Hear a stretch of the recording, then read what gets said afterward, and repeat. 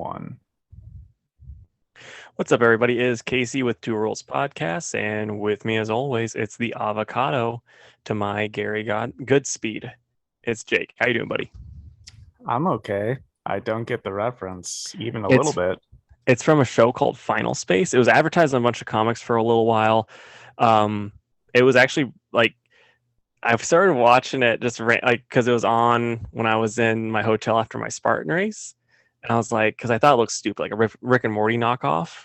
But then like I watched like one episode, I'm like, I don't know what's going on, but I am so into it. And so like I watched the first two seasons on HBO Max, all of them, and it's really really good. And then I found out it's been canceled after the third season, so no more Final Space. But if you got HBO Max, watch it. You're gonna really really like it.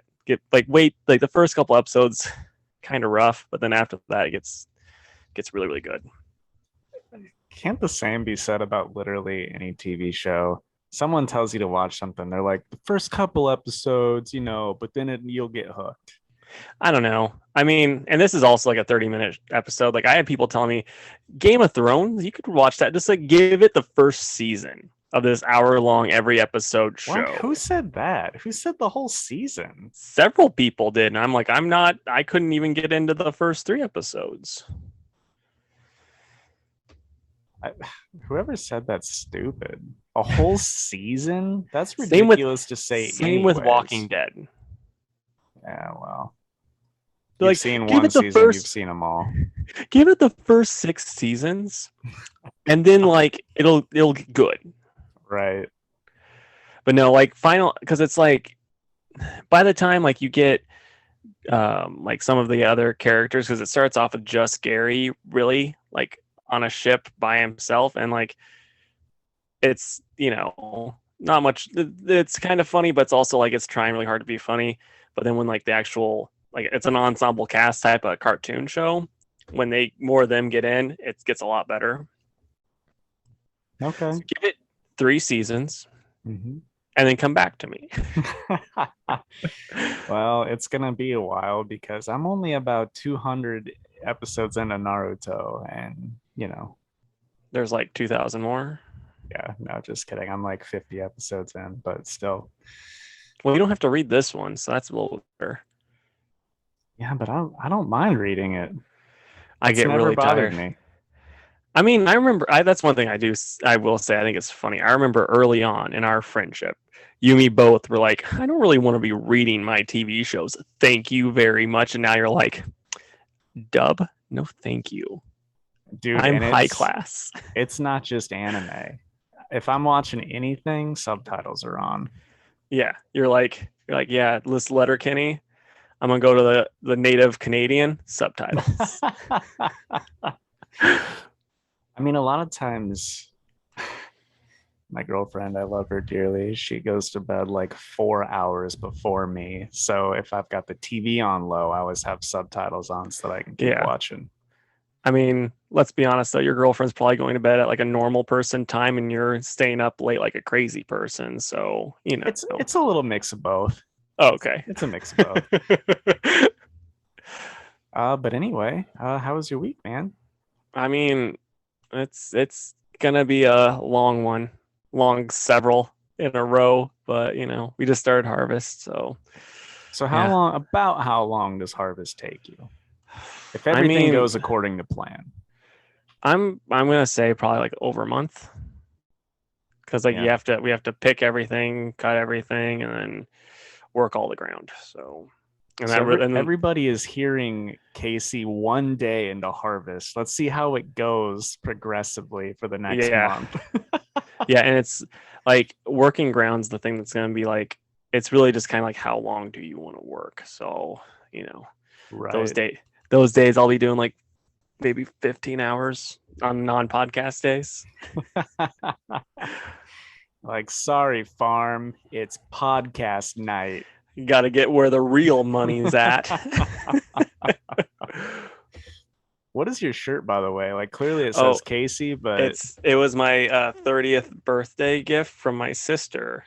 It says Casey, and it's got 30, and it's got Kong and Mecha Godzilla on it. right on. I think it's great. She was like, she was like, yeah. So like I was on this website, like this advertisement thing popped up on social media. It was like for kids' birthdays, and it was like 8 years old. And she's like, I wonder if it goes up to 30. And so then it did. So she's like, I'm gonna get this for him. That's hilarious. All right. Well, now we can get into what I personally would describe as an abysmal news week compared Yeah. to like last week where we had like 40 minutes of news. This is not that.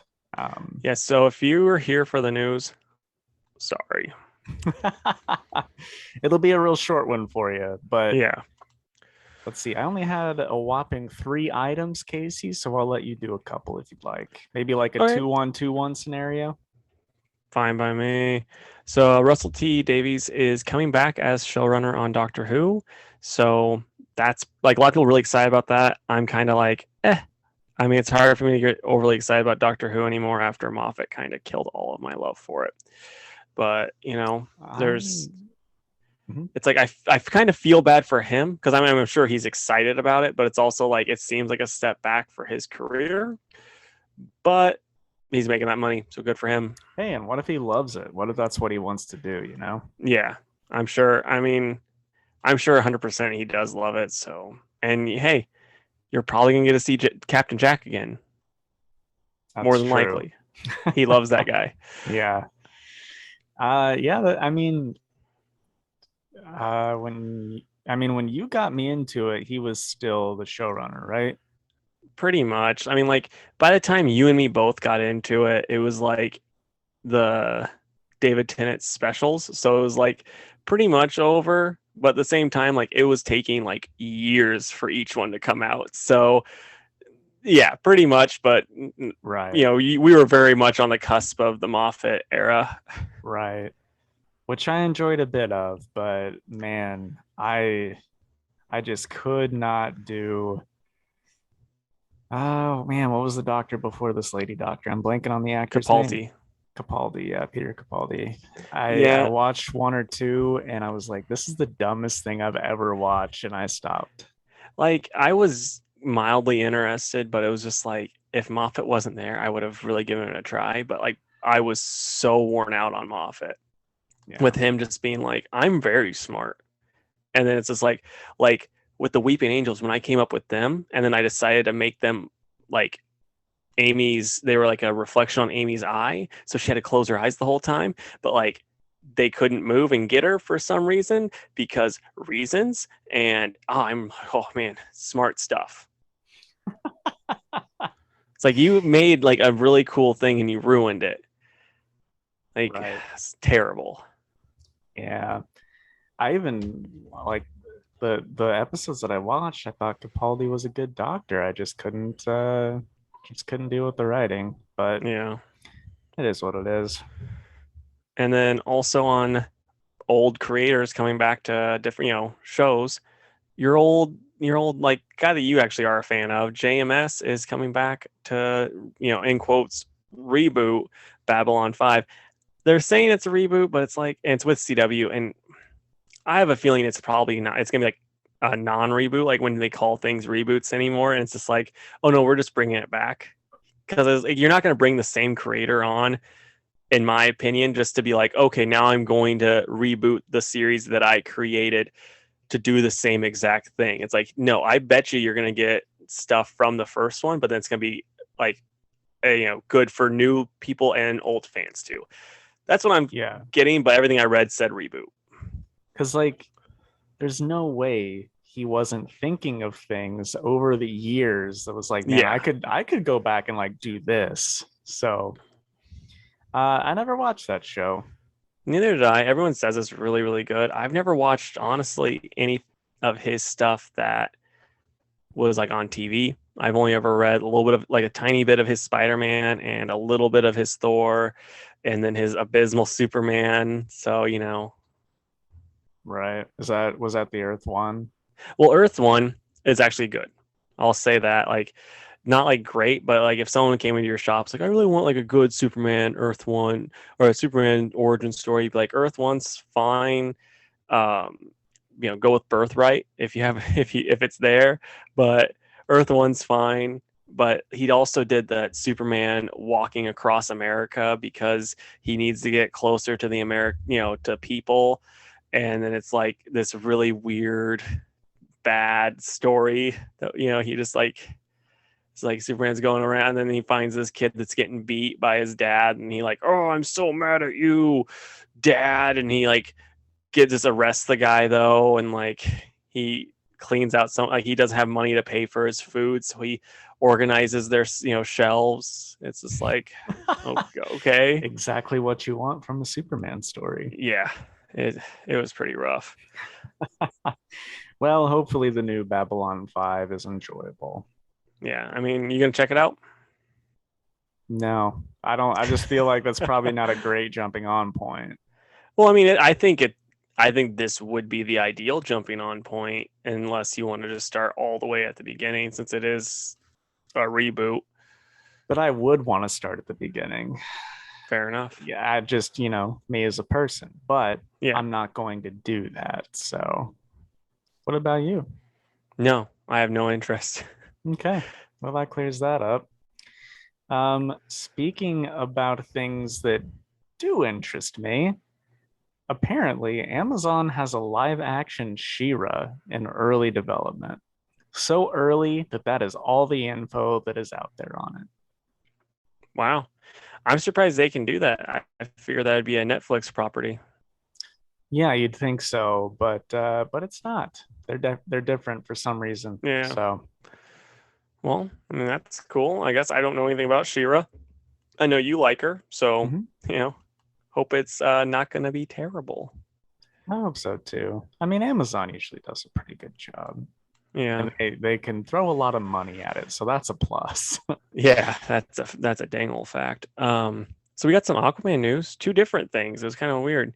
So the new Aquaman casting, we got India Moore as Karshun, Johnny Zhao as Stingray, and Vincent Reagan as Atlan. So Stingray is a character that's just made for the movie. Karshun is a shark with intelligence and mind powers, originally Green Lantern villain. And Atlan is the original ruler of Atlantis. So I mean, I guess they're interesting. I don't know these characters really or the actors, so it doesn't really do much for me. But we still got Amber Heard, so that's a plus. Yeah, I mean, apart from her being a terrible person, I like the first movie, and I'm I excited do for the too. second one. So, Yeah. I'm not And more or less excited. I'll say yeah, that. no, it's just like this has just kept me at a 7 for it. Hmm. But we are also getting an animated Aquaman trilogy on HBO Max. I don't know if we reported this already, but I didn't remember anything about this. But they have like a poster out that I saw, and it's like this kind of goofy looking Aquaman thing. The first episode drops October 14th. Interesting. I had no idea. I mean, is it like gonna be a kid thing? I mean, it just looking at it, it gives me like Adventure Time vibes. Oh, Aquaman, King of Atlantis?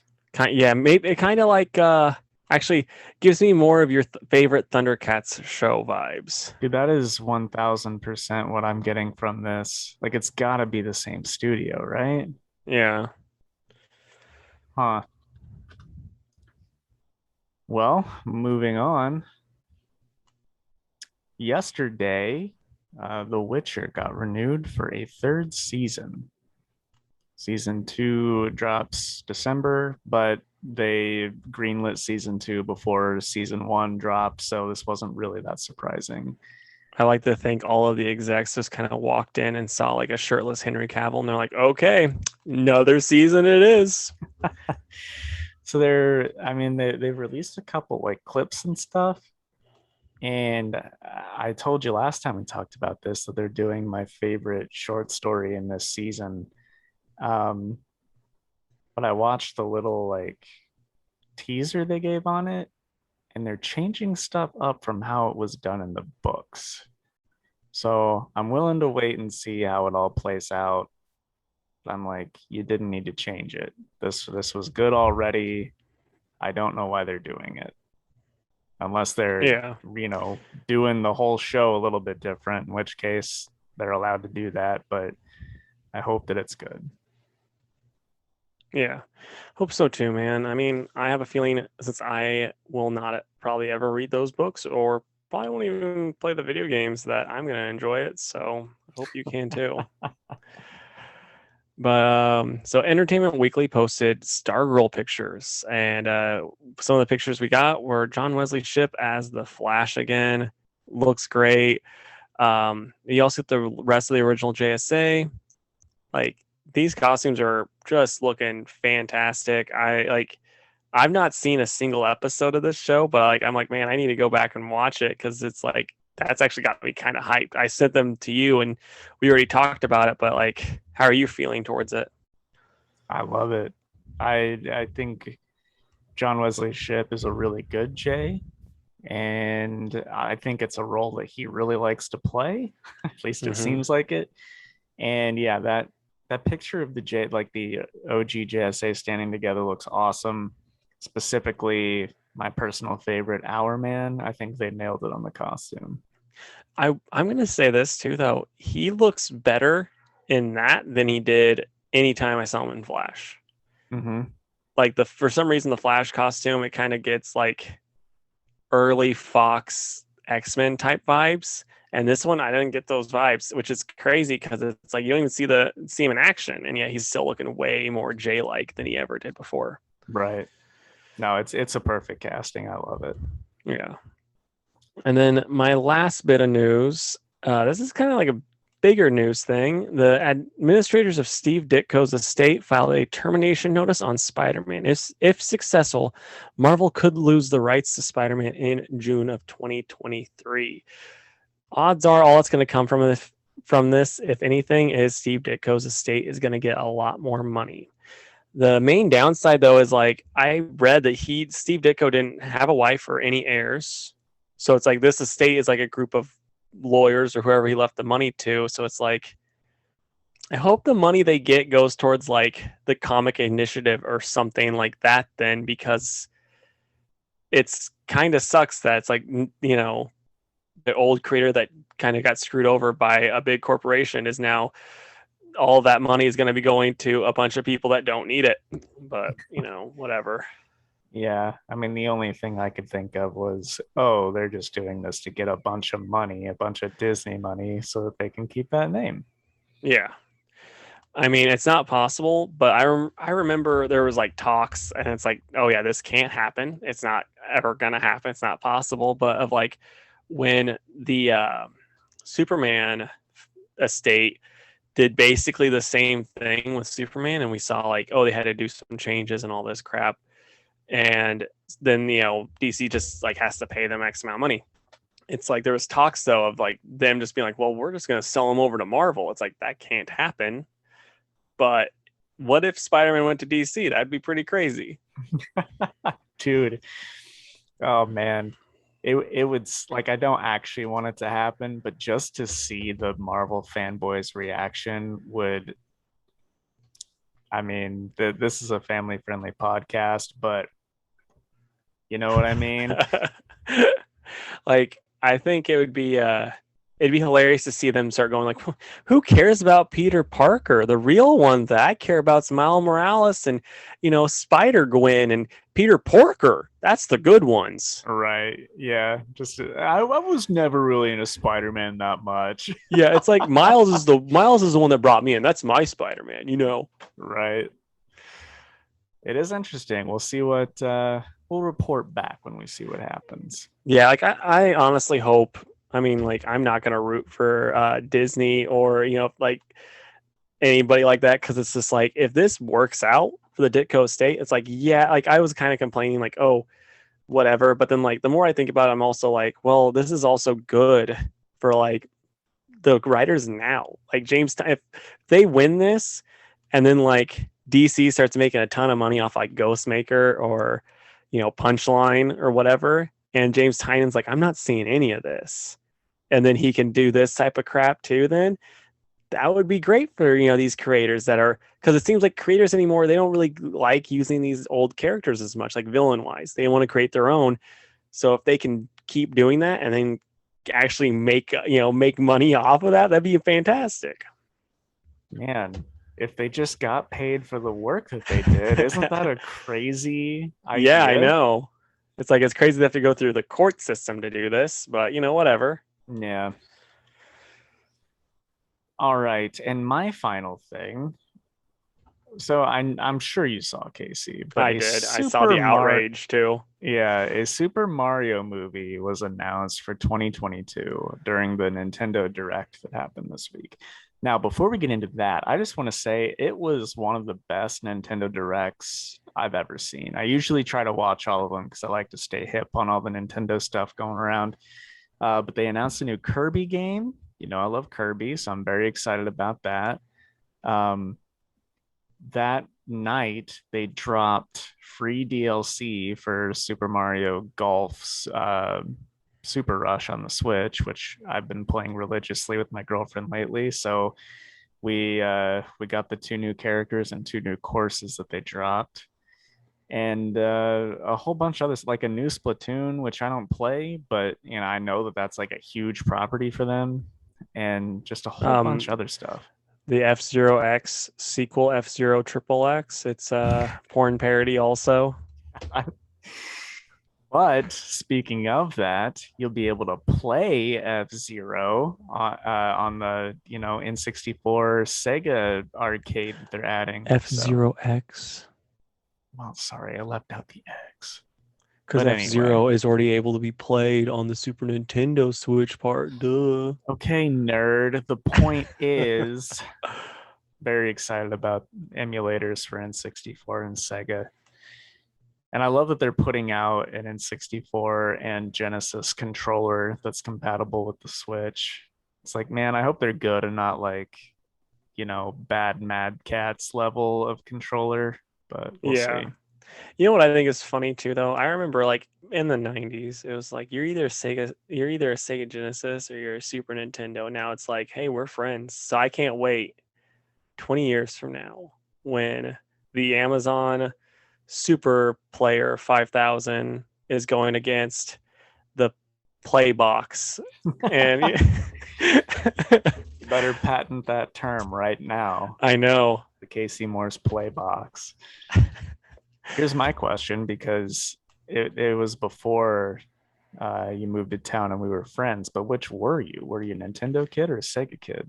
So I was a Sega, we had a Sega Genesis, but then like we also had a Sega Saturn, but then we got the N64, and that was a big part. And then like one day we were walking in a Toys R Us and I saw a Super Nintendo and a Godzilla game. And I was like, I want this. So I also got a Super Nintendo way later on, like in fourth grade.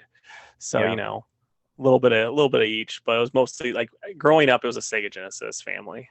Yeah, same here. Went from NES to the Genesis, and I didn't have a Super Nintendo for a long time, and I still have it, which I think is cool. But yeah, like Callan, our mutual friend Callan, was also a Sega kid, but we were like the only ones that at that time that I knew that had a Sega. Everybody else was Super Nintendo. But That's anyway, crazy. Yeah. Cause like in Finley, it's all Sega Genesis. really, that's Yeah. cool though. Yeah. So it was either Sega Genesis or they just didn't have video games, and they're like, "What magic are you talking about? A blue hedgehog?" Man, that's how you change a kid's life right there, Yeah, is with Sonic the Hedgehog. But dude, he probably didn't have this game. It was very bad, but this old Sega game for the Sega, it was a DC game. It was like a fighting game. You could be like had like Darkseid was one of the bad guys. I had like three bad guys. It was like Darkseid. Um, who's that pink dude? That was a Justice League villain that could mess with people's brain. I'm blanking on his name. uh Despero? Despero. Yeah. Yeah. And then a chick. I don't remember who the girl was. And then like the good guys is like Superman, Batman, Wonder Woman, Green Arrow. Um, Was that like like a maybe Marvel versus Capcom knockoff? no, because it wasn't even like those games are good. I'm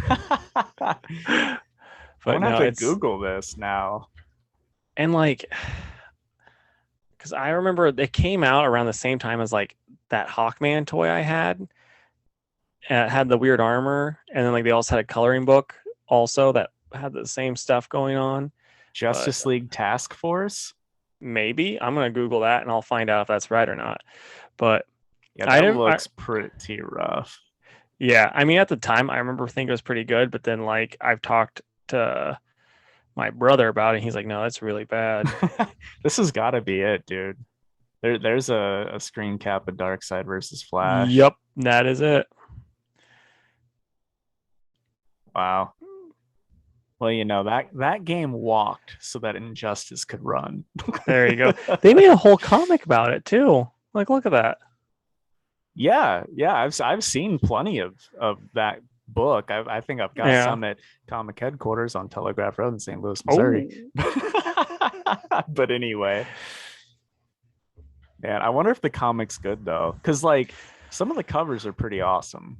yeah. I mean, I'd be curious about it because it's like also like I said, I think that's the same thing that had that toy line that they made that I bought. I got like a Green Lantern, a Flash, and a Hawkman from Aldi, and then, or I mean, not Aldi, Alco. Sorry, both A's. And then they had a coloring book too with it that I had that I used to color. Nice. It's all grays and blacks and white. Your three favorite colors. Yep. All right, so let's talk about this movie because it's being put out by Illumination and Nintendo. And here's the cast. We've got Chris Pratt as Mario, Charlie Day as Luigi, Anya Taylor-Joy as Peach, Jack Black as Bowser, Keegan-Michael Key as Toad, Seth Rogen as Donkey Kong, Kevin Michael Richardson as Kamek, Fred Armisen as Cranky Kong, our favorite Nintendo character, and Sebastian Maniscalco as Spike. And then the original Mario voice actor Charles Martinet is going to make a cameo. Some of those I think are fine. Dude, Seth Rogen, I hate his voice so much. I don't want to hear it as Yeah. anything, you know? Yeah. I mean, it would have been fine, but like as Donkey Kong, it's pretty bad. But also like if you've ever seen the Donkey Kong cartoon, like Donkey Kong just has never had a good voice actor, so it's like whatever. I mean, hearing Seth Rogen not even talk, he just goes the whole time. It'd be hilarious. See, and that's that. I'm glad you said that because I was thinking the same thing. It's like Keegan Michael Key is Toad, but anytime Toad's in a game, he just screams. I So I know. hope that's what happens. I Dude, have a it's the feeling. best in the new golf game because if you do anything, Toad in the background will just go wah. Like, I mean, I hope that like at least there's some like bloopers, like how Shrek used to animate their own bloopers. If there's at least a few of Toad just screaming, like doing the Toad Right. scream. But then some of these I think are fine. Like honestly, I think Jack Black is fine. I don't know how I feel about Chris Pratt as Mario. Like I want to hear the voice first before I am too harsh on that. But Fred Armisen as Cranky is fine, and then Kevin Michael Richardson is a legendary voice actor. He's gonna kill it as Kamek. So Like to me, it's very much just like it's gonna be fine. Like you're like people were throwing a fit because it's like Chris Pratt, it's Mario. It's like no, I mean I want the most stereotypical Italian voice out there, but they're not they're gonna get a name. It's like we yeah, can't just have random Italian man that they found on the streets of Venice as Mario. Like that's not a thing. As much as I wish it was, but so I it hope is the what it is. Nintendo people love this movie as much as I love the Sonic movie, really, because Yeah. I mean that's all you can ask for in something like this. So I I'm have a looking feeling forward to it. I have a feeling it'll be better than the Sonic movie just because they aren't going to be like, okay, and then also here is Steve, the real human that's going to be hanging out with him. So you don't have to worry about that aspect. He was great though. He was No, I mean, great. James Marsden is like, great actor that, but it's just like, man, who was like, man, we need to make a Sonic movie, but let's throw in a human being that is The a cop. Sonic '06 video game, sir. how how often in that game was he just like, okay, let's ride in your car? Not often, but he still wanted to make out with a human girl, which is still not okay. But anyway, I think it's mostly exciting. There was just a couple questionable ones there, but anyway, no matter what, it's probably going to be better than the 1993 live action Mario Brothers movie that we got, right? And the TV Dude, show that followed. there was a meme that I saw that like it is a Spider-Man trilogy meme. So like you already know it's gonna be gold. And it's the part when they have like the old Spider-Man suit on the wall. He's like, I thought he was a menace, but I knew he was a hero. I found he was a hero too late. And it's the picture of this new, like the old Mario movie. Oh, that's awesome. I'm just like, that's fantastic. Man, that the show, like I remember the show more than the movie. The show was such a wild ride. Dude, I didn't even know there was a show. Yeah, I think it was called like the Mario and Luigi Super Show or something like Oh, that. okay. Like it was crazy. Dude, the movie was like a staple in the Morse household growing up. Was it? Yeah, like it's one of those things where just like the 98 Godzilla film where it's like, oh yeah, you just like this name of a thing, so you're gonna love this. Just like the Street Fighter movie, which I still love today because it's like Wait, hilarious. which one? The good one with Jean-Claude Van Damme. Oh, sure. It is a Yeah. good one. It's hilarious. Like the Yeah. the part when he gives his big speech to all the soldiers, and that they're like, "Yeah, this war is over. We can go home." And they're like, "No, I don't want to." Like, and then he's like, "I'm not going home." And they're like, "Yeah, let's possibly die and stay away from our families." I just found out, for all those that are interested, you can watch the Super Mario Brothers Super Show on Amazon Prime Video. Ooh, okay. Surprisingly, not really surprisingly, it only lasted one season, but But but check it it was an out. animated series back then, so it's like 320 episodes. Dude, the I remember the end of each episode, they would do like one of them was like a rap song, but it was the live action actors doing it. Oh, it was terrible, but in the That's best way hilarious. possible. Yeah. That's hilarious. But anyway, yeah. So I think that's all the news, right? Yeah. Crazy. We still managed to ramble for way too long, but Yeah, that, I feared we did. All right, so let's take our advertising break. And when we come back, we'll talk some comics. So we'll be right back. All right, Casey, what is our YouTube exclusive content this week? Well, I was thinking I'm gonna pitch an idea at you and see what you think. So we've talked about this off the air and even on the air about watching movies or TV shows and whatnot, and like then posting about it. And we were talking about you talk about Naruto all the time and other anime stuff, and I'm not an anime boy like you. So I was thinking after we get the Blade trilogy, the Blulogy as the kids call it, out of the way, we should just take turns watching old Toonami animes and Adult Swim animes. Like we'll go by Say no arcs. more. Yeah. So like here was the idea in my head with like Naruto, Inuyasha. I'm trying to think of like some of the other ones that were Bleach, Bleach. Yu Yu Hakusho. We'd have to do it like via arc because they're too like, oh, we're gonna watch the whole series and talk about it. No. But then like with Big O, which I don't know if you ever watched Big O. Okay. But like with Big O and Gundam Wing, those ones are short enough. I think like Gundam Wing might be.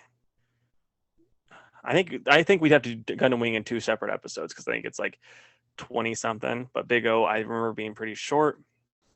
We do all those, and we just then talk about break them, do a breakdown of it. It'd be pretty fun. No, I would love to. Let's absolutely do that. Like if there's an interest in this, you gotta make up your own. Got like Anime Boys for Life 2022. And we'll make matching T-shirts. Yeah, because that'll be the name of like our Thursday, Thursday centric anime episode. Be called Anime Boys. Yep. BOIS. Of course, that's the only way to do it.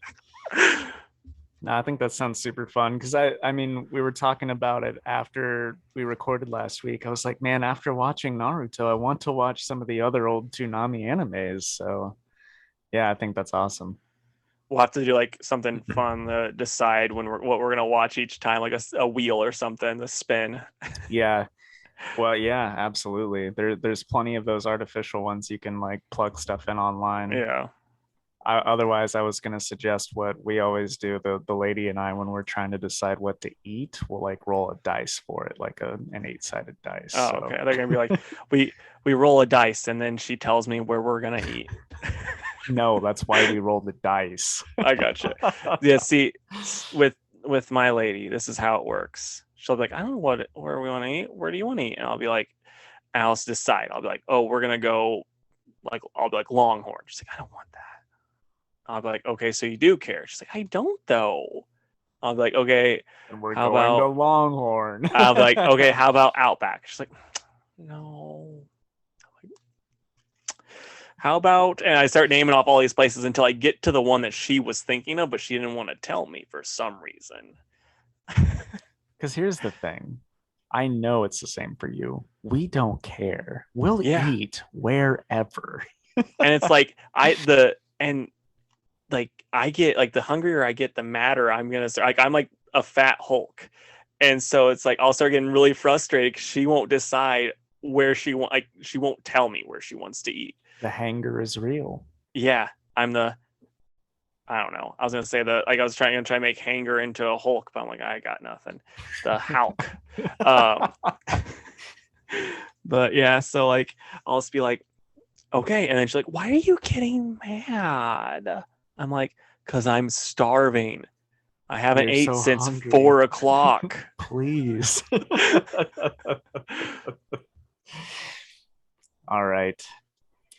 Anyway, welcome back, all. Thanks for listening to the ad. Or if you would like to hear about Casey's proposed new, I don't know, spinoff? Not really spinoff, edition. It would be like, just be like a new weekly show. Yeah, then go over to the YouTube. That's just Two Worlds Podcast on YouTube, and let us know what you think. If it's something that you'd want to hear, we're probably going to do it regardless, but still, let us know either way. Yeah. All right, Casey, let's get into the comics, my friend. I'm gonna ready up the timer for the Hour Man comic talk extravaganza, but you go ahead and you tell me what books. All right. So I read Justice League Last Ride. Number 5, The Flash 774, Chew number 8, Gamma Flight number 4, Stillwater number 10, Aquaman the Becoming 1 of 6, Shazam number 3 of 4, Batman 113, The Death of Doctor Strange number 1, and The Last Ronin number 4? Yeah, issue 4. Yeah. I have made a fatal mistake, Casey. Uh-oh. I forgot to grab Batman. Ooh. It's getting that forgettable for you, huh, bud? No, it's not. I got shorted this week. Oh, okay. And I had every intention of getting it on like Comixology or something, and then just forgot it was out because I didn't see it on the shelf all week. Yeah. Well, thank you for getting it for me. You're welcome. You know, I take care of my people. And if you're listening to this and didn't get one, I'm very sorry. But it's for the show, right? Yeah, it's for the show. And I get a lot of comics for you. So I get VIP status sometimes. Absolutely. All right. Well, for me, I read The Last Ronin number 4, Norse Mythology number 4, Catwoman 35, Death of Doctor Strange number 1, Nightwing 84, Moon Knight number 3, Aquaman the Becoming #1, Shazam #3, Batman Secret Files Miracle Molly, and the Suicide Squad King Shark #1. So Casey, you tell me the order of the ones we read together that you would like to read.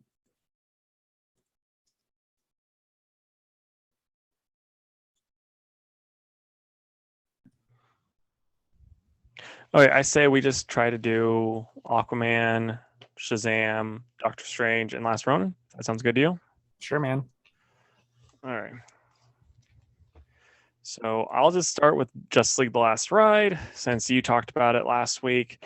But yeah, I enjoyed it a good bit. We got a bunch of action. My main thing that like really annoys me with this, the more I think about it, is the whole like Superman being angsty mad at Batman over Martian Manhunter just giving up his like basically like being a hero, on a suicide mission. Right. And like that part still just kind of annoys me, but I'm enjoying like the big reveal at the end and all of the crap that's going on. It's pretty dang cool. Like everything in it is cool. It's just like Superman's kind of out of character.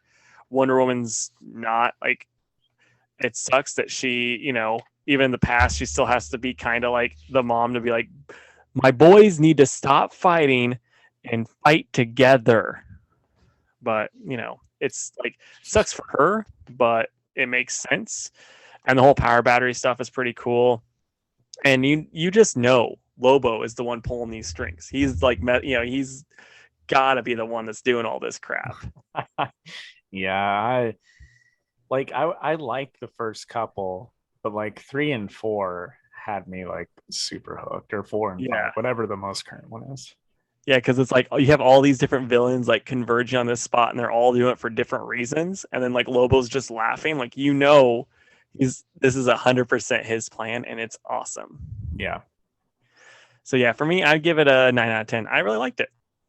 good. I'm glad. All right.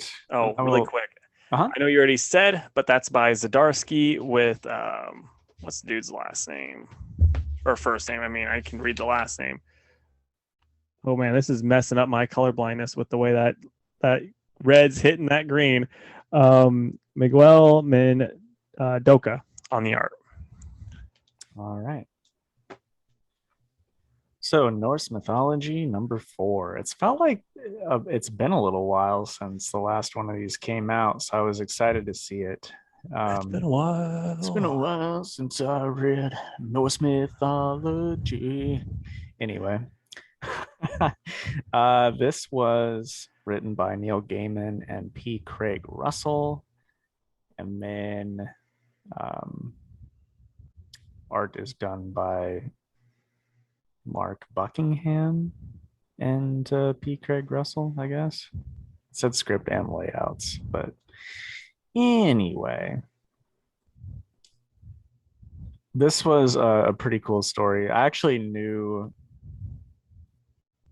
knew this story going into it. Like some of these, I'm like, oh, I haven't heard this one before, but this one I definitely did, and it's when Thor and Loki and one of Thor's servants go to the fortress of this really powerful giant, and the giant asks them each what they're best at, and Loki says eating, the servant says running, and Thor says drinking.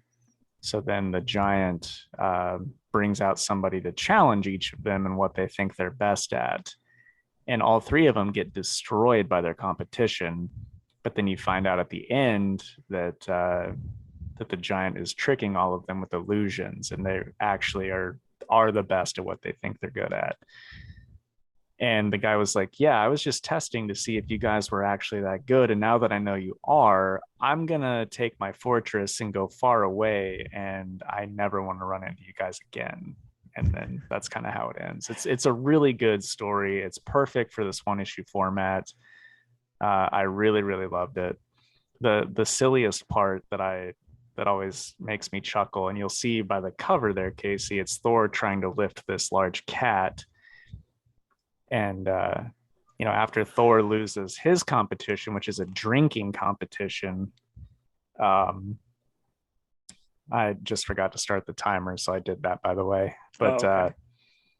Thor's angry and he wants to fight something or lift something in comparison to a giant. So the giant's like, well, if you can lift my cat, my house cat, then it proves that you're the strongest one here.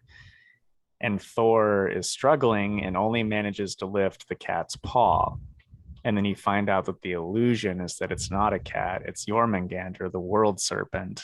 And Thor manages to lift some of him off the earth. So that just proves how powerful Thor is. So it's really cool. I like seeing it told in the comic format. So, just like nearly every other issue of this, it's like a 9 out of 10 for me, just because it's good old Norse mythology in comic format. And that's right up my alley. Hercules would have been able to lift that cat. No way. He No lift way. he lift the skies, or he lift the all of the heavens all on his back. Well, the thing is when you're reading Norse mythology, those dang old Greeks, they're nothing in comparison to the Norse gods. So. I mean, in all fairness, if you go with just the mythology versions of each, it's like you have to be like kind of a real creep to choose Hercules. Yeah, for real. It's like with the mythologies, it's like no. Norse is by far better because there's way less rape. Yeah, instead it's just weird. Yeah, it's just it's like all the weird stuff from the Greek, but not terrible. Right. All right, so next for me is Flash 774, and this is by old the same people every time. I should know this because I really love them. Jeremy Adams with Christian Deuce on the art, and this issue was very much like the last two were kind of filler. This one is like super filler. Wally's gonna take Irie to a father-daughter dance, but then this nightmare dude is making people fall asleep and making them have nightmares, and then making their nightmares come to life so that he can rob banks and stuff with it. It's not the best. But then like Irie early on was telling Wally all about a dream she had, and so she comes up with the idea because like the stuff that's supposed to knock them out only made Irie and Wally human speed.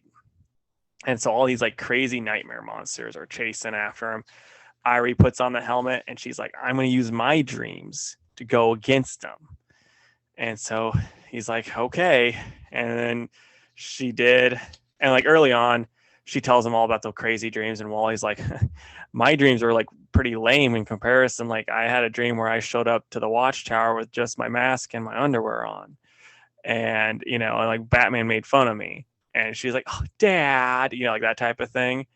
And so I just thought how funny would it have been if Wally's like, don't worry, I'll use my dreams instead. And it's just like him like in his underwear, like, oh no, not again. But yeah, so they, her crazy dream characters, as you can see, beat up the monsters, and then he clocks the dude, and then they have a nice dance in Paris and stuff, father-daughter dance in Paris instead. And then the shooting star happens, and then it's like this big old sword, and that's how the next it's like, oh yeah, next issue we're gonna deal with this, and it's clearly this is the important thing to take away from this issue. So really for me it was filler. I was pretty not hot on it. The art's really good, but the story itself is just kind of like and this character just didn't work well as a Flash villain. Like it would have been a pretty cool Batman villain, but not for Flash. So I'm gonna give it probably a 6 out of 10. I was not hot on it. That's too bad, because sometimes when we get filler stories like that for like Superman, when they go to the county fair, it's like, oh man, that is amazing. So yeah, it sounded like it had the potential. It just didn't quite deliver. Yeah, and I 100% blame the villain. Like this guy, he just was not a good one for Flash. Yeah. Okay. I'm gonna do Batman Secret Files Miracle Molly #1.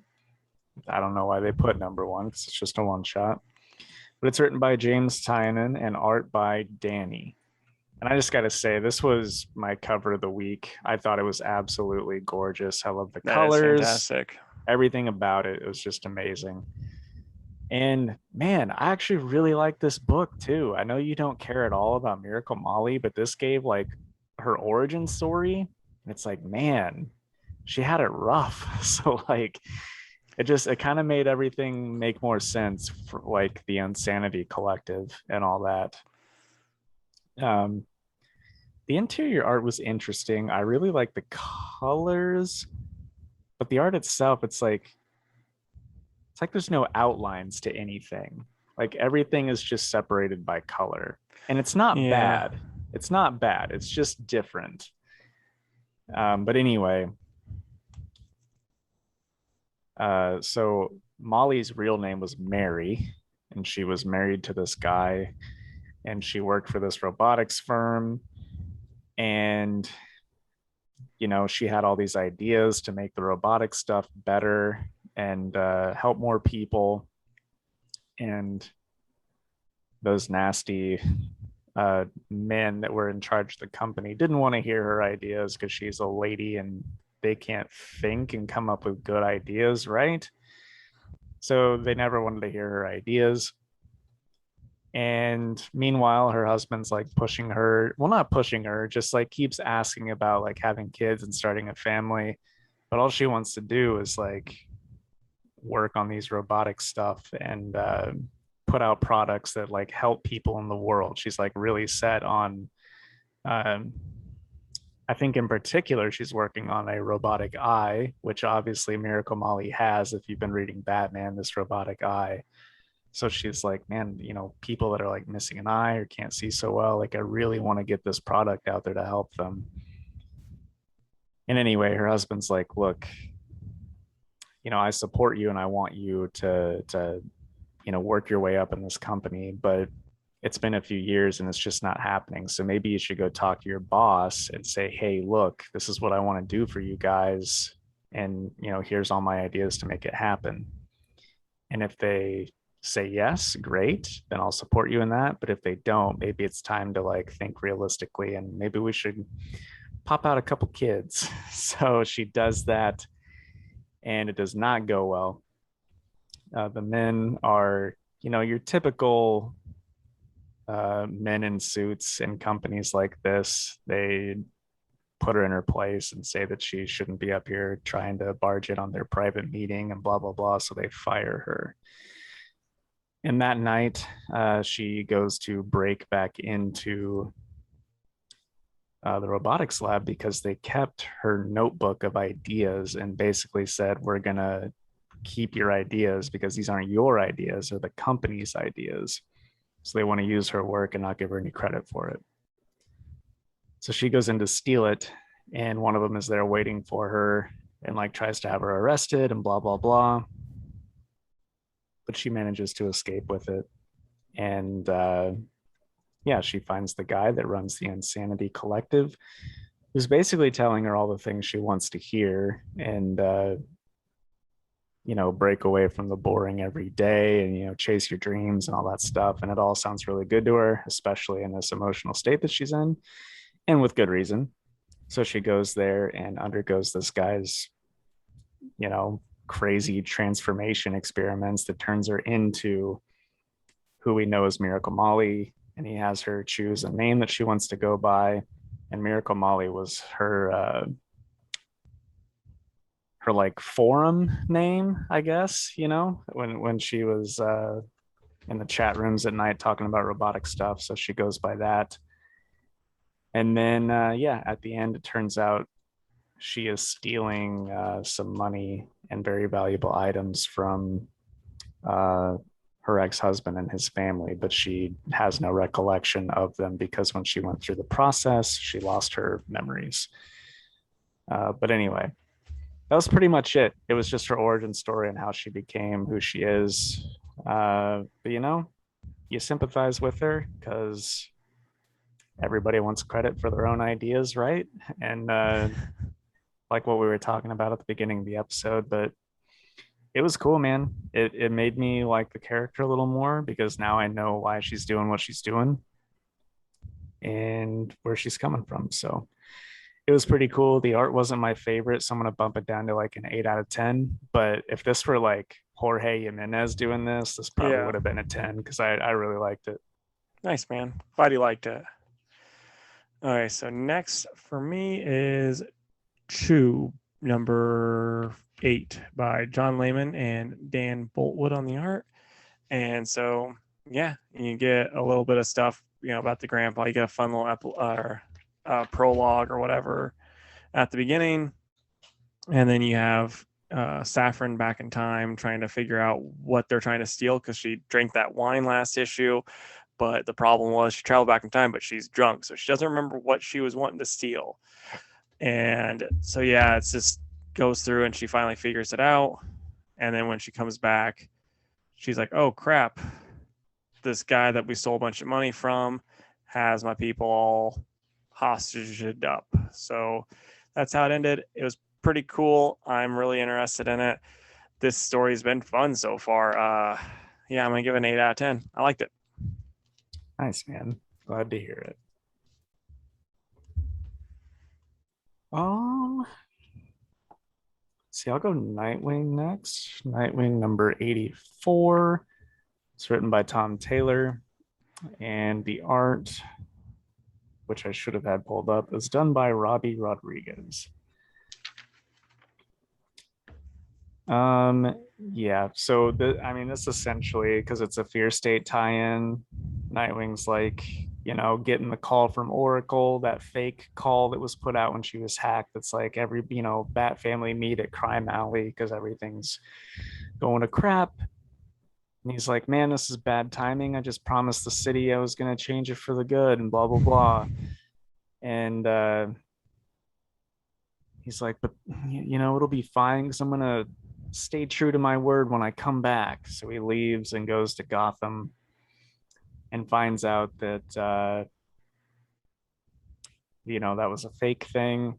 And it was pretty like the coolest panel in the book. He gets there to Crime Alley and it's an ambush by the magistrates, people, and the drones.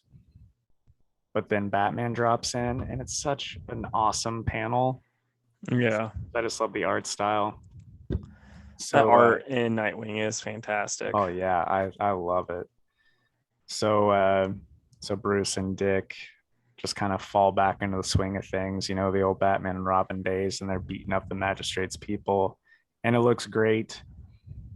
The part that I don't like though, uh, they're like, we got to get out of here. They're going to send more people and drones. Like, we can't use the sewers for some reason, and we can't go up on the rooftops because of the drones.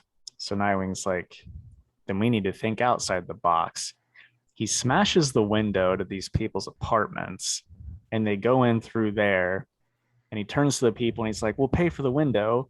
And then they're just smashing through walls on apartments saying, sorry. And then the drones are like shooting into these buildings. So Batman's like covering them up with the cape so that they don't get shot.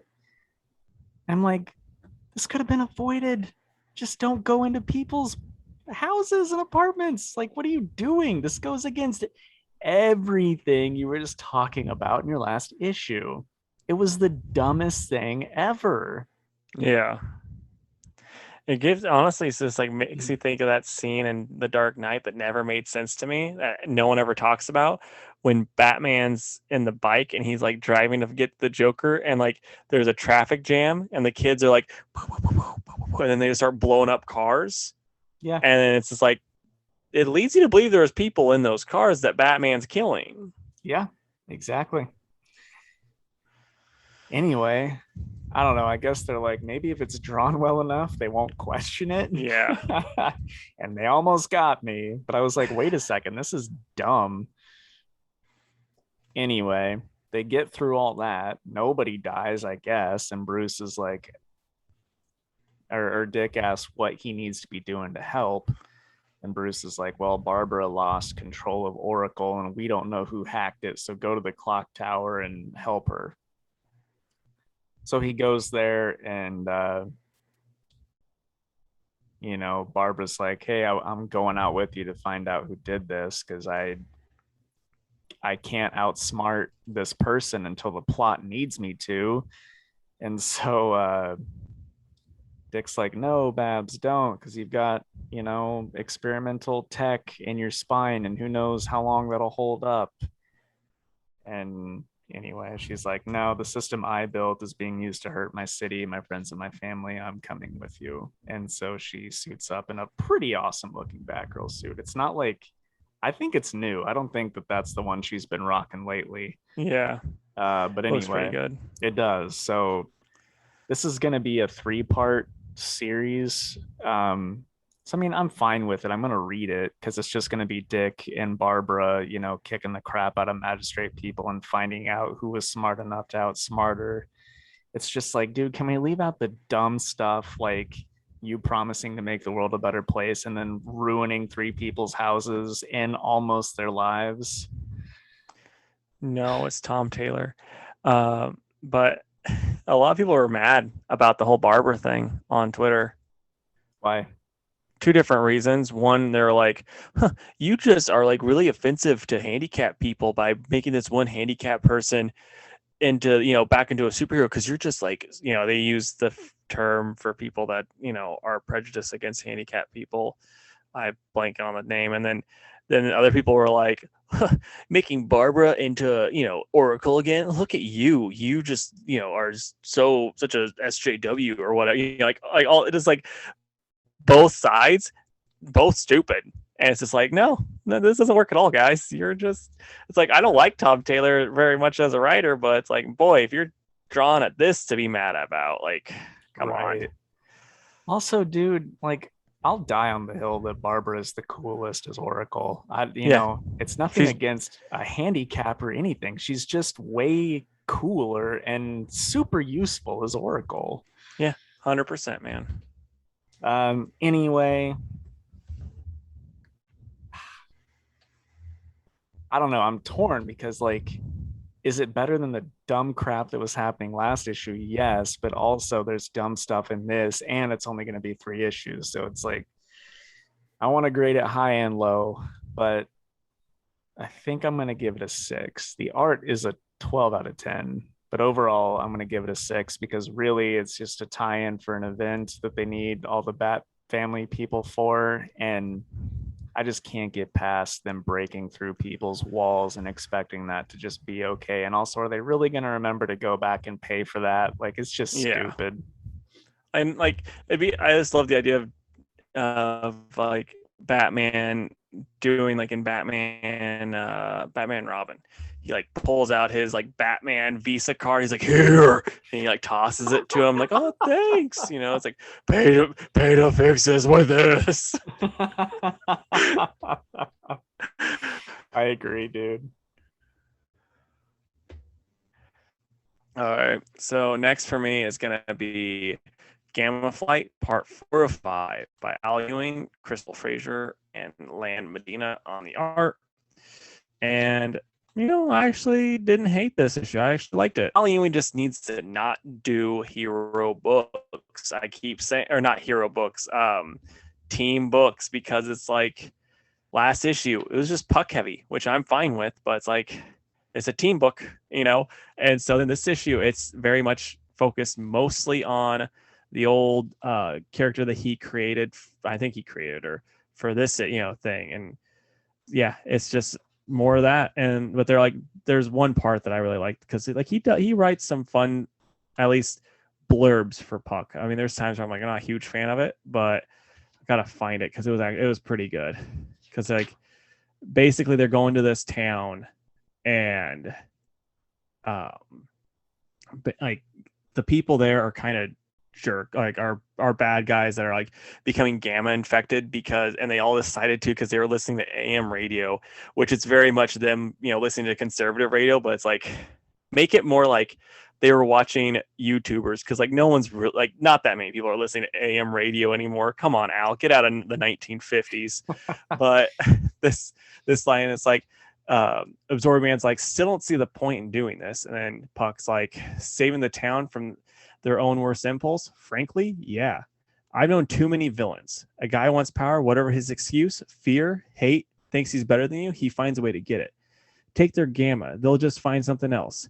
This crowd, probably guns. And then Puck goes, these people can grow just as you have, Carl. All we can do is take away their ability to hurt themselves and others until then. And I'm like, that's actually like, one, a great way to live your life. And two, really good writing. Like, I'm not going to deny that. And that's the thing. It's like, there's times where like I'll read Tom Taylor, for instance, where he gets very political. And I don't like it. But then like Zdarsky the other day when he was getting with the Daredevil, he was talking about like basically talking about the prison industrial complex. And it's like this is both very political, but they're not. Like I was talking about this with my brother today. Tom Taylor, when he does it, he wants to kind of be like, well, then the hero fixes it. This is the problem. Hero fixes it. This is what you can do in real life. If you were Jeff Bezos, you had all the money, you could just fix the problems.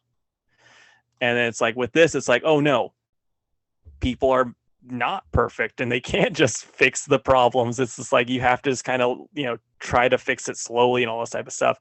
It doesn't just kind of go like, here, fixed, easy. It's like, oh no, these problems are big.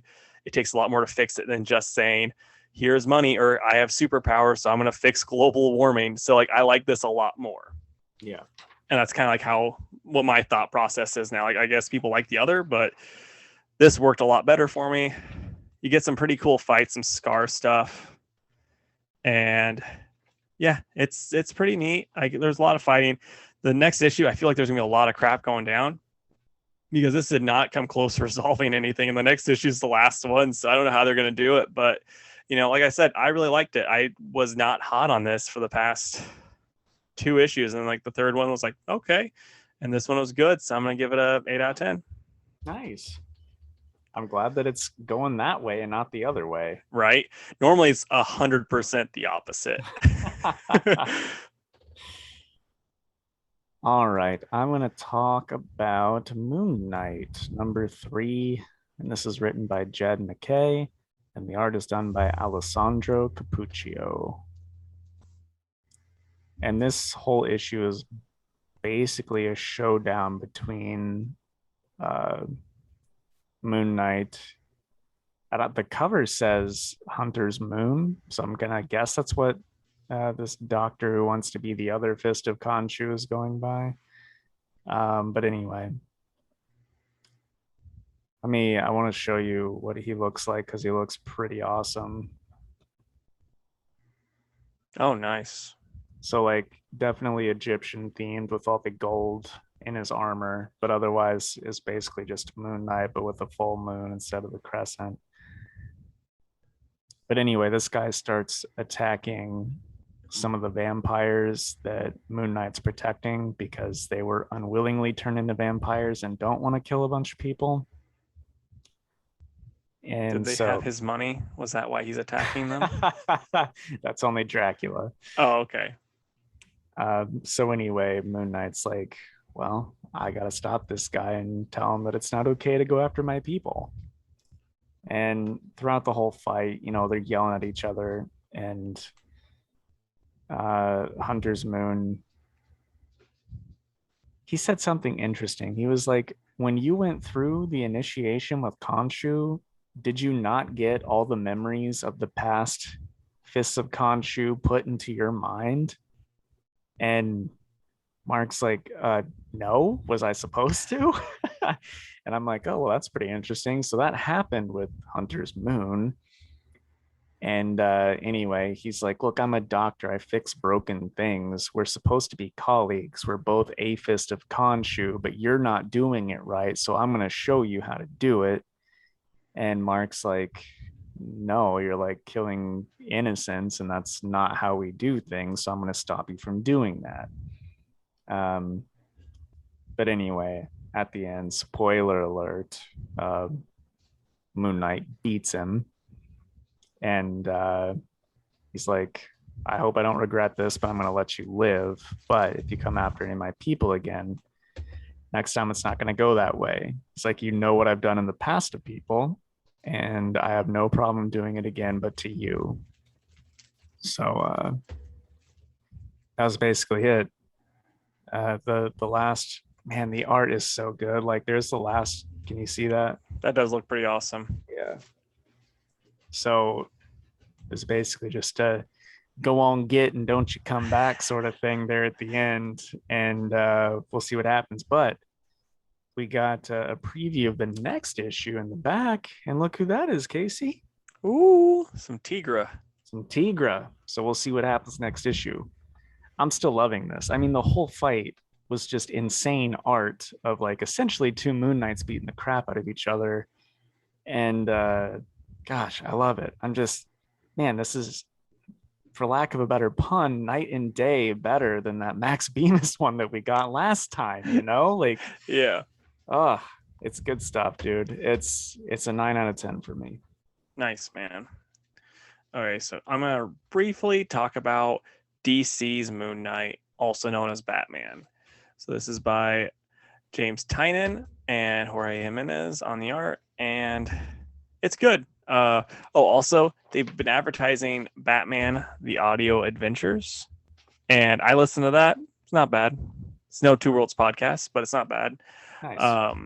But yeah, so like Barbara's still like, I don't know how to be smart because James Tynion made me dumb, and yelling at the screen, and Batman's fighting some baddies and whatnot. And then we get some good fun, like some neat Ghostmaker stuff and like some backstory with him, and you go inside Batman's head, and then you get a little bit of stuff with the Clown Hunter story afterwards, and that's by Brandon Thomas and Jason Howard on the art. And like, how you weren't super hot on the last Clown Hunter story because you're like, oh, this is just filler. Guess what? This is like the same story. It's not very good. It's just like, it's just it. I was like okay with that first one because I just like Right. Clown Hunter, but then this one I'm like, oh, it's the same thing. I'm still not interested. Okay. Yeah. Whew. That's So yeah, I that's mean, too bad. yeah, this is a whole. This is a better Fear State issue than the last one, in my opinion. I wasn't super hot on the last one, if you guys remember. This one is better, but it still didn't, rock my socks like I wanted it to. So I'm gonna probably give it a 7 out of 10, but it's still, like I said, a better story, and it's like interesting where it's gonna go from here. I will be catching up on it ASAP whenever I go back into work. I still can't believe I missed it, but Yeah. I flipped through it, yours actually, before I sent it off to you, and I saw that there was like some more Ghostmaker stuff in it, which got me excited. I feel like he hasn't been utilized too much yet, but It's like I'm surprised how much I like him. he's a James Tynion cheat code though. That's the main problem. It's like, Mhm. oh hey, I'm awesome still. So like, sorry, Right. So it's like I think James has got himself written in a corner with that guy. Yeah. All right. Next, Suicide Squad King Shark #1. This was written by Tim Seeley and art was done by Scott Collins. And essentially, this book is Defacer, who is from Tim Seeley's Nightwing run. It's a girl that Dick had like a thing with. And her whole thing is graffiti. And she gets thrown in Belle Rev because that's where graffiti artists go, I guess. And for some reason, King Shark really likes her and like tries to sit with her at lunch and stuff like that. He just has taken a liking to her. And Defacer kind of gets into it with another superpowered inmate who is like actually superpowered and could kill her. And this girl follows Defacer into the bathroom and goes to kill her, but then King Shark like rips her into pieces and eats her, which is really awesome.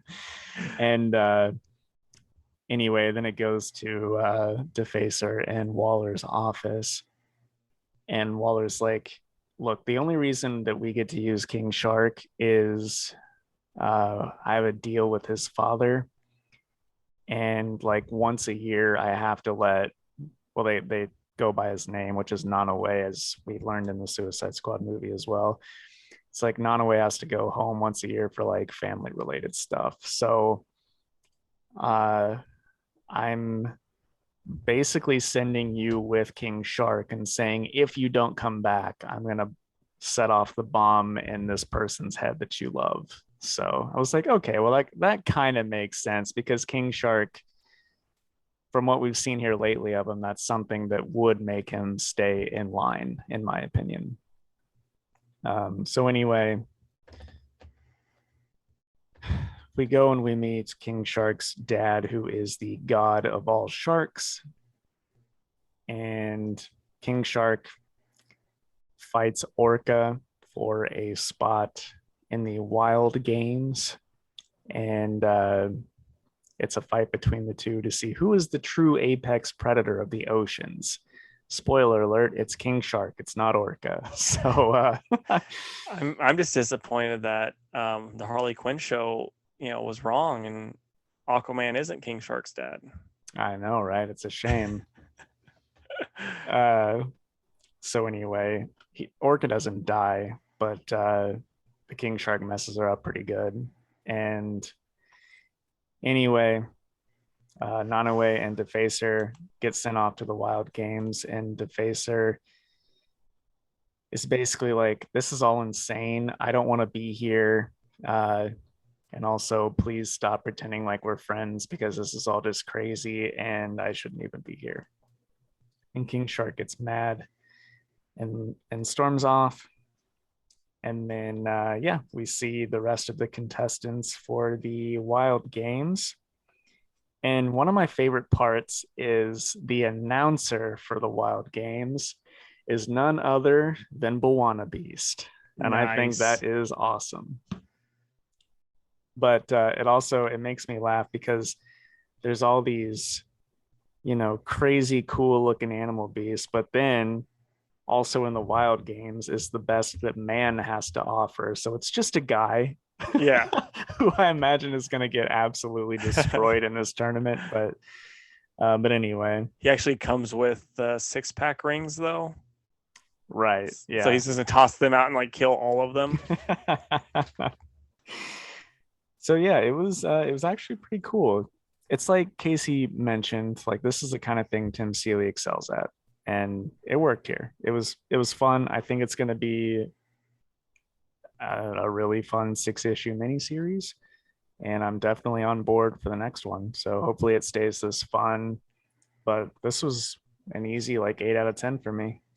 Nice, man. That's good to hear. All right. So what's our time, by the way? 27 minutes Left or altogether? left. All right. So next is Stillwater number 10 by Chip Zdarsky and Ramon K. Perez. And yeah, so it's kind of like the coup that the kids that aren't really kids are like 30 something year old kind of comes to fruition. Like it kind of shows like how they planned everything, how everything happened, and how they manipulated a bunch of stuff so that they could gain control, and how what his plan, what the lead kid's plan is basically for the town and what they're going to be doing. And it's pretty interesting, pretty cool. This kid seems like a little bit of a psycho, which, you should expect from being a 13-year-old for, 30 years. So it's really cool, really interesting. I'm really enjoying this comic, and I think everyone should be reading it. It's really, really good. I'm going to give it a 9 out of 10. Excellent. I will briefly talk about Catwoman number 35, which is written by Ram V and art done by Nina Vacueva, who, by the way, is a phenomenal artist and I hope sticks around as the regular artist. Is that the same artist as last time, or is it different? I don't think so because I didn't recognize the name. Okay. But I don't know. But I really like how they do like faces and stuff. Like it's just really solid, pretty art. Yeah. But it's a Fear State tie-in because that's what's gonna happen for the next couple of months because it's spooky season. But anyway, Selena is gonna go off to Gotham, but then Cheshire and Roy's kid, whose name Leon, is like, hey, I found like where this signal was coming from, this broadcast, and it's a total fake. So I think maybe Alleytown needs you more than Gotham does. But then we see that that group of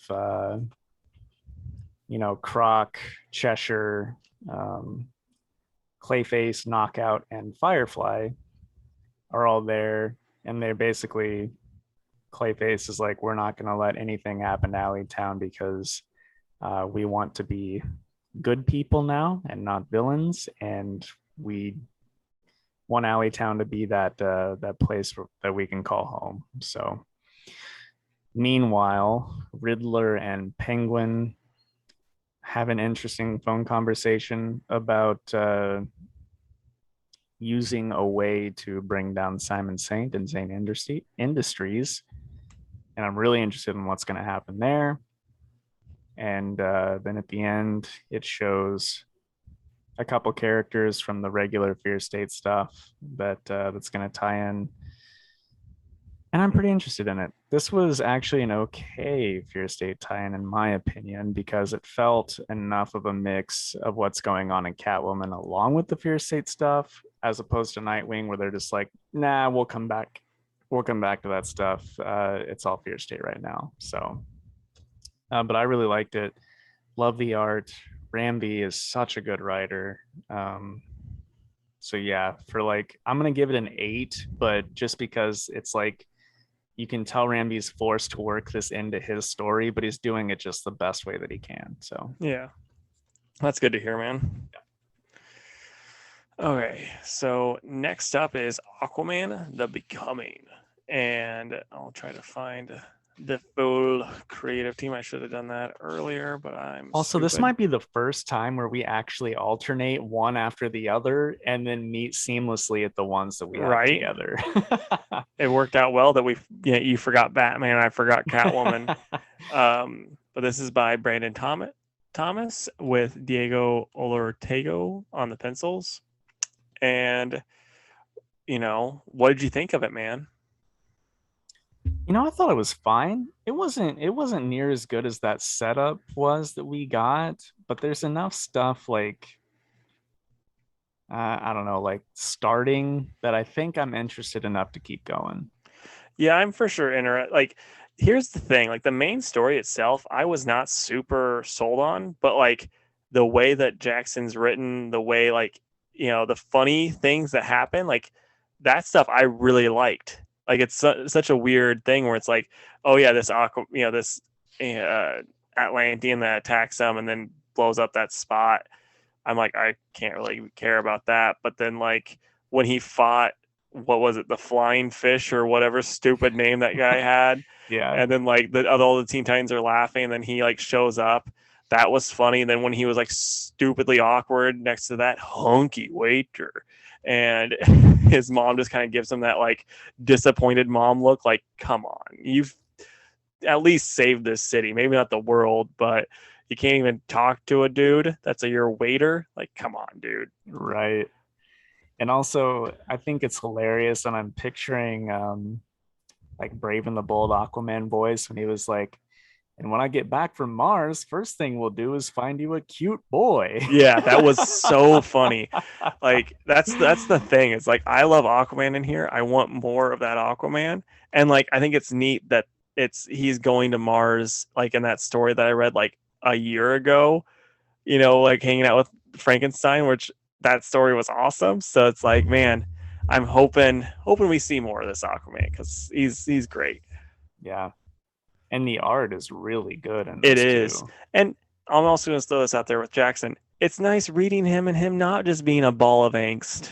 Mm-hmm. Like I enjoy the angst as much as the next person that's listened to My Chemical Romance, but it's like, come on, let's just have some fun, and we got that. Yeah. All right, we'll give it a rating, my friend. I'm going to go with a 7.5. I liked it. I was at 7, so I'm glad you added the 0.5. Nice. All right.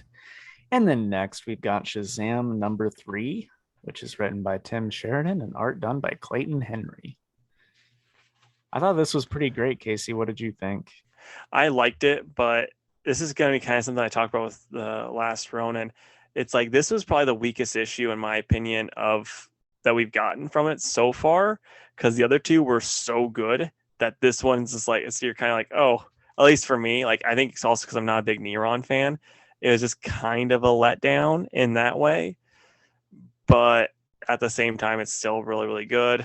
I'm excited to see where it goes. But yeah, it's just like since everything else has been up here and this is like in this area, that's kind of been, kind of where I'm at. Like if had it been like everything was here and this is still here, it'd probably be a 9. But since everything else is like, Right. top tier stuff, this is just going to be a lower grade for me. I understand that. I also think it was the weakest, but I still really enjoyed parts of it. What I didn't enjoy was pages like this, where it's just Neron Yeah. talking for like, I mean, this was like a novel page, Yeah. but um, it does kind of suck that it had to happen this way. But I liked Raven showing up and kind of saving the day because it's like she's kind of the Deus Ex Machina, but I mean, I don't really know how else they get out of that situation. And the Titans did kind of, I mean, they were gonna know that they went here, so I it mean, made sense that she showed up. I will just say though, I from the little bits of things I've seen Neron in, it's like, how is it that Raven is that much more powerful than him? Like he's supposed to be pretty high up there, and then he's just like, oh, bye Raven. So And like, she, I mean, she's basically Goku or Superman. I mean, there she's just as strong as they need her to be. There's no, yeah, I don't know what her power limit is. yeah. So that was kind of a letdown, and like they could have easily have just had you know the his powers come back or whatever, and then the next issue have him deal with not knowing, like kind of trying to still figure out how his powers work or whatever, and talking to Dwayne the Rock of Eternity Johnson and see how it goes. So that was the thing that confused me because this, I mean, what is this teenage Black Adam? Like, what is going on here? Part of me, like, I honestly don't know. I mean, he calls him Adam. I'm thinking it might be Osiris, but he's dead, so I don't know how that's gonna work. So yeah, well, we'll just have to wait and see, I guess. Right. Timmy Shares has got something planned. Yeah, and that's the thing. Like, this may be the weakest issue, but Sheridan's a good enough writer, and we've loved the rest of it so much that I have no doubt it's probably going to wrap up nicely. Yeah, Um, so yeah, I I hate to give the same grade as the last one, but I'm at a 7. It's like a a that's right perfect where I'm 7 out of at 10. too. Hold on a sec. I have a dog that just burst through my door because I didn't latch it. So give me one sec. Sure. Okay, so next up is The Death of Doctor Strange #1 by Jed MacKay and Lee Garbett. And I texted you right after I read this. And I mean, this is a spoiler for my feelings on this, but I'm like, I'm buying every single tie-in until this starts sucking because this first issue has me hooked. What'd you think? I'm right there with you, man. And like, I'm not even that big of a Doctor Strange fan. Uh, it's just one of these like death of books, and like Jed MacKay has been killing it on Moon Knight, so I'm like, I'll give this a shot and see what it's all about. Hopefully, Magic's in it because I like her. But yeah, I liked it way more than I thought I would, and I'm not even that crazy familiar with a lot of the characters in this, but it seems like everything's written pretty well. Yeah, no, everything I've read, I really, really liked this from the stuff that I remember from when I used to read Doctor Strange. And then also we get Bats, who is the best character. I'm pretty sure it was made by old Donald Cates, and he was the one that brought in Bats, and that's like the best thing Donnie's brought to comic books, in my opinion. No offense to his Thor run. I really like his Thor run, but Bats is just such a great character. And so yeah, we got just some, like I said, some Bats action. We don't know who killed him. I have a theory, but I'm not gonna say yet because I partially don't 100% know the lady's name that I think killed him. But yeah, we don't know who did it. There's some little bit of hints here and there though, and I'm into this. I'm 100% like I want to see where this roller coaster takes us. And also, I just kind of liked, I mean, this issue was essentially a day in the life of Doctor Strange, Yeah, but it also set up like his death and the stuff that comes after it. It was great, man. Like Jed McKay is a good writer. he is. He's a very good writer. So what would you give it out of 10, man? I mean, I know you're gonna say 10, but Yeah. I really can't come up with any complaints as to why it wouldn't be. So I will also give it a 10. And also, I'm not going to say what happens on the last page, but I loved the last page. Like the art that like this character that shows up at the end looks, how it's like a different look but still like so good. Chef's kiss. Just mwah, like awesome. I loved it. And the art in this is so good. It's a 10 out of 10 for me. Like The art I'm is gonna really good. yeah, like I'm gushing about this a little bit more than Jake, so I think I liked it maybe a little bit more. So maybe it's a 10.5 for me, but we're just splitting hairs at this point. It's just really good. You guys should read it. You should. I This is a reminder, Casey, for us to talk about this a little more after the pod because I want to know that last page where that's from, and I feel like you know what it's from. I really don't. I'm not gonna lie. I mean, Oh, like really? it's yeah. I I know I've mean, seen that it's before. as far as I know, it's just a different time period. Hmm. That's what I was taking from it, but Okay. Either way, it was awesome. All right. And then we've got TMNT, The Last Ronin #4. We got story by Kevin Eastman, Peter Laird, and Tom Waltz, with the script by Tom Waltz and Kevin Eastman. And then we've got art by Kevin Eastman and Esau and Isaac S. Corza. So, oh, as well as Ben Bishop. So, anyway, yeah, I don't know, man. I just wasn't like super into this one, if I'm yeah, honest. yeah. No, I mean, I liked it. I saved it for last as far as the books I was reading, and yeah, I liked it, but like I said with Shazam, it's just like they have the last run had the problem of having like one of the best first issues I've read in a long time as their first issue, and then having to follow that from then on because it's like this was perfectly fine. Like we get some kind of cool fight stuff, some more stuff about you know Casey and April's kid, and then also some of the deaths, which kind of had me. I kind of had a problem with was Splinter and Donatello's death because it's just like the art in it is so beautiful in that part when they're It's the fighting. best. Yeah, but it's just like, oh, they all get shot with a bunch of arrows, and then like Donnie's like, "Father, behind me, my son," and then it's just like they're dead. Yeah, like I haven't read much Ninja Turtle stuff. Like Same. I don't know, but the version of these characters I know from like shows and the movies and stuff, it just seemed like Splinter should be smarter and know when to retreat.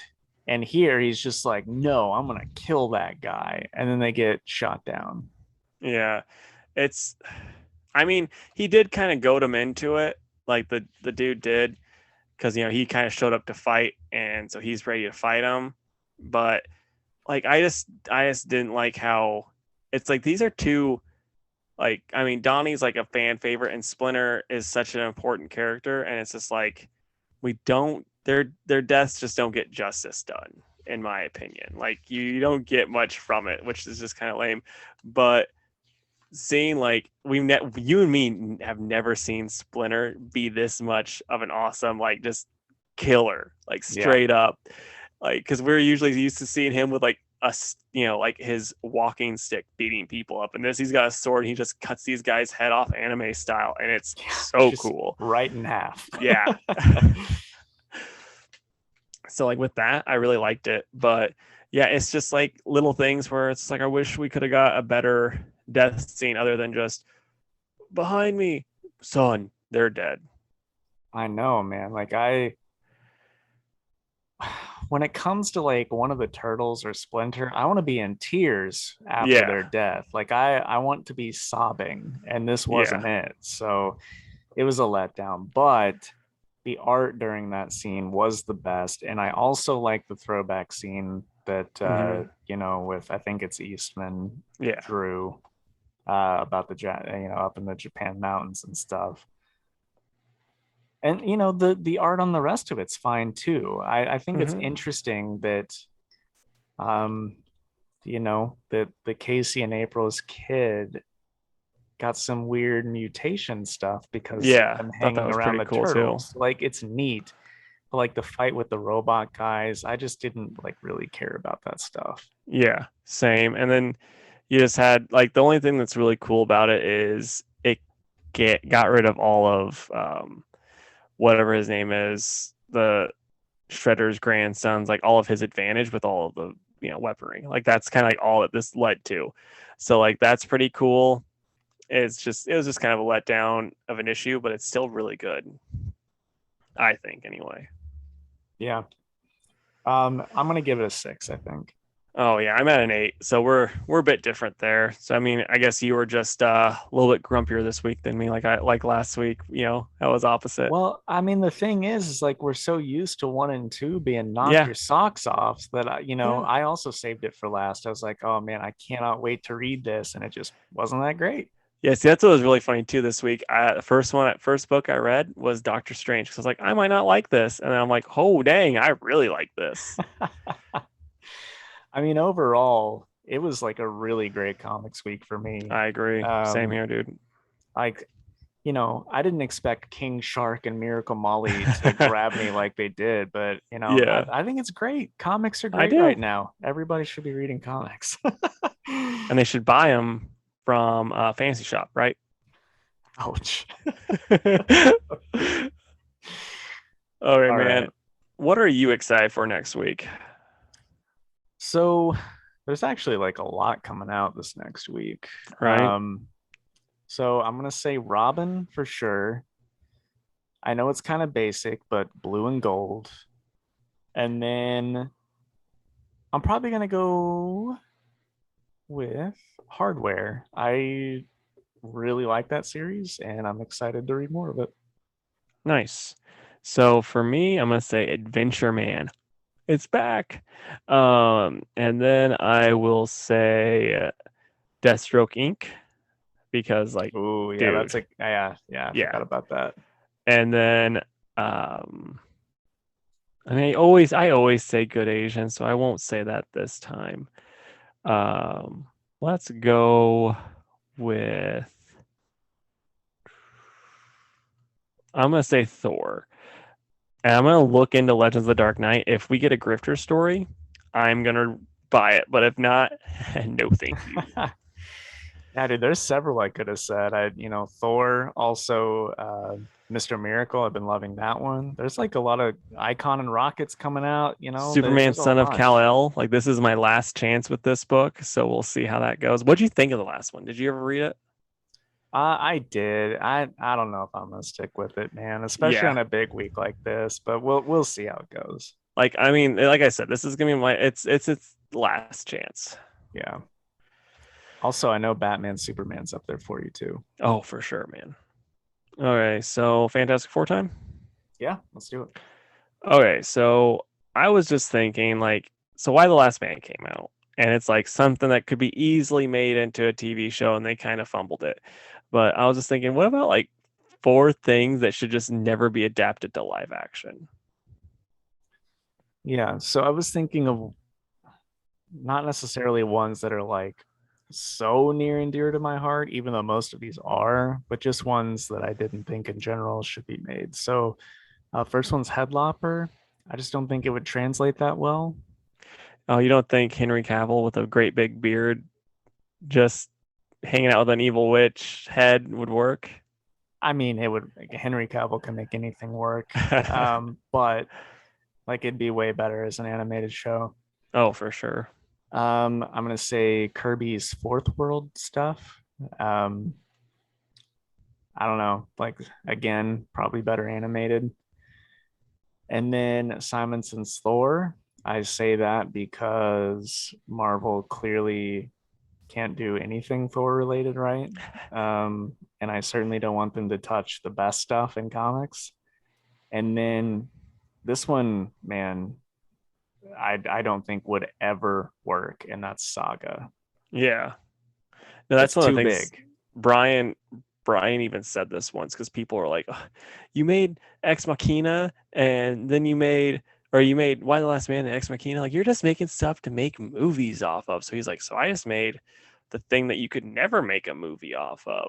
And so I bet Yeah. Fiona Staples is sitting there like, why can't I get movie money?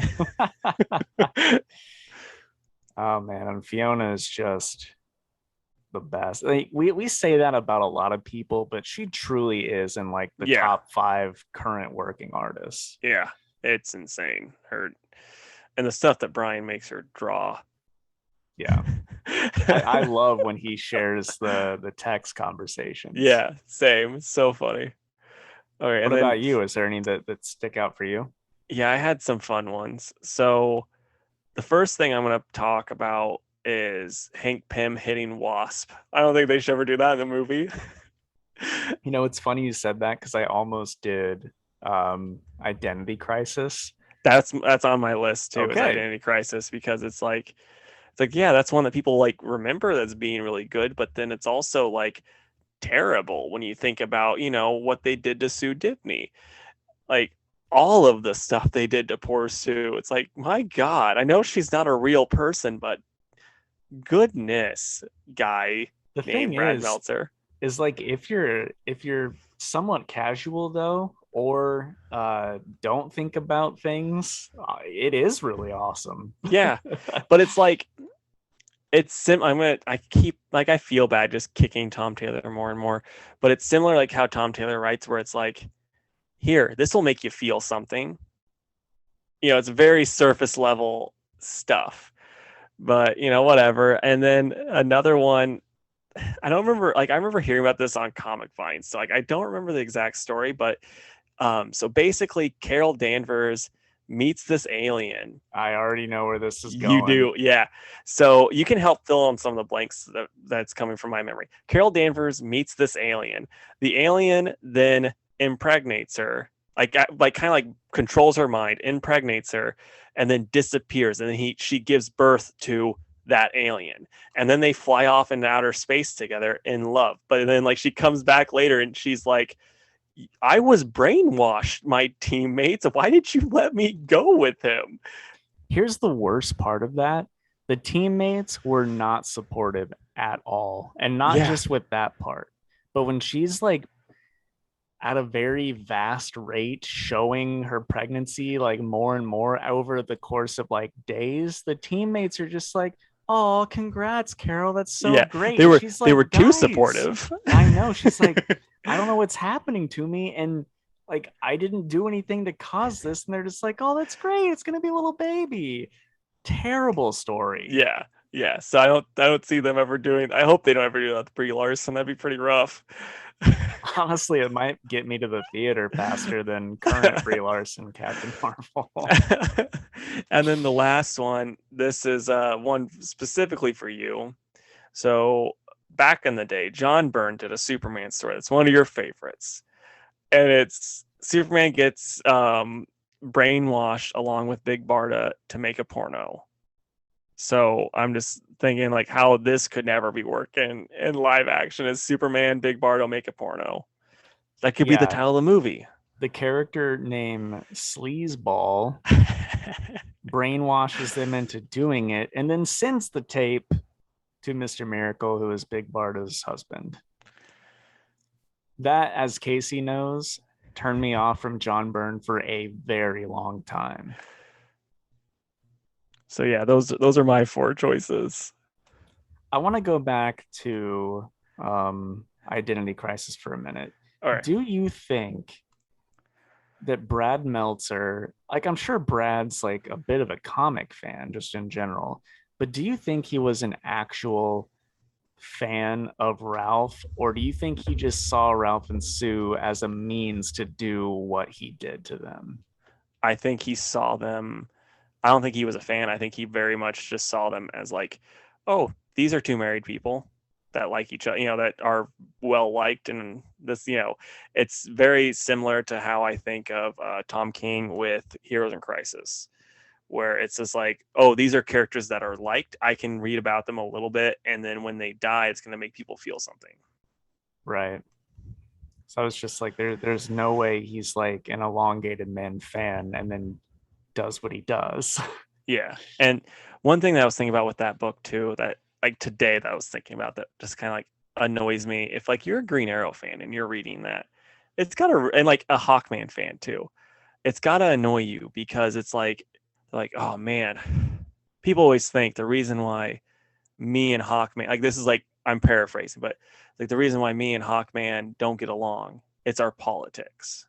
And then it's like, it's actually because they voted to, lobotomize Dr. Light. And then Batman walked in on it, and then they got rid of that memory from his head. And then like, that's why we're not actually friends. It's like, Yeah, that, no, that's stupid.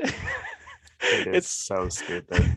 it's like you don't have any animosity towards anyone else. It's just the bird guy. I don't like him. He doesn't like me either. What sucks is like, we're crapping on this book, but it's got such a great Hawkman moment in it too, where he's like gonna beat the crap out of Batman. At least I think it's Batman. Wait, is it Green Arrow or Green Lantern? Maybe, I don't know. Either way, one of them like threatens him, and he just picks up his mace and is basically just like, come at me bro, but in a more Yeah. eloquent way, and it looks so awesome. And it's like, man, I wish he would just smack him one time with that mace. It'd be great. Plus, like, Rags Morales, like, the art's The amazing. art's amazing, and it's just kind of an upsetting story when you actually read anything with Sue Dibney in it, because it's like, this is such a wonderful character. It is, and I feel like it's not really resolved that well at the end. No, it's just like, it's just, oh yeah, the Atom is very sad now. Yeah. That's I mean, they just they arrest his wife, right? And like, that's pretty much it. he turns her, if I remember correctly, spoiler alert for a very old book, if I remember correctly, he turns her in to an asylum. Like, he turns Oh her, yeah, that's right. It and then wasn't. Yeah. he just cries and shrinks down to the point where he disappears. Yeah. Yeah. we, we are making it so that nobody will want to read that ever. Yeah, I mean, hey, I'm sure Comics Headquarters has it in trade, so you guys could pick it up there. Wait for a sale, though. No offense, Jake. I know you want to make as much money as possible, but like, wait for a sale, Oh, because you're that's funny. when it's at its, you're at your best bet to get it. I think, as far as like not feeling like you wasted money. I like that. That's funny. All right. Well, I think that's the end of the episode, huh? I think so, man. All right, guys, let's do the closing plugs. If you would, please go to facebook.com/Two Worlds Podcast and give our page a like. You can also find Casey over on Twitter at two_worlds_PC, where he talks, to other creators and stuff, and throws out what he's reading sometimes, and it's a good old time. And then if you would go to at Two Worlds Pod on Instagram, that's where I am way more active. And sometimes I'll post videos of what we're reading for the week, along with some good Bowie tunes. You never know what you're going to get over there. You can also email us at twoworldspodcast@gmail.com. And if you would, go to our YouTube page. That's Two Worlds Podcast on YouTube. And this week, if you head over there, we don't have a story, but a sort of spin-off show, if you will, that Casey proposed we do, that I think sounds like a lot of fun. And we'd really like your guys' input on it. So please go check that out and leave a comment. Let us know what you think. And as always, please like and review. Wherever you're listening to this show, 5 stars. We would really appreciate it. And hey, we would love to stay in chat, but we've got to reach final space. Bye, guys. See ya.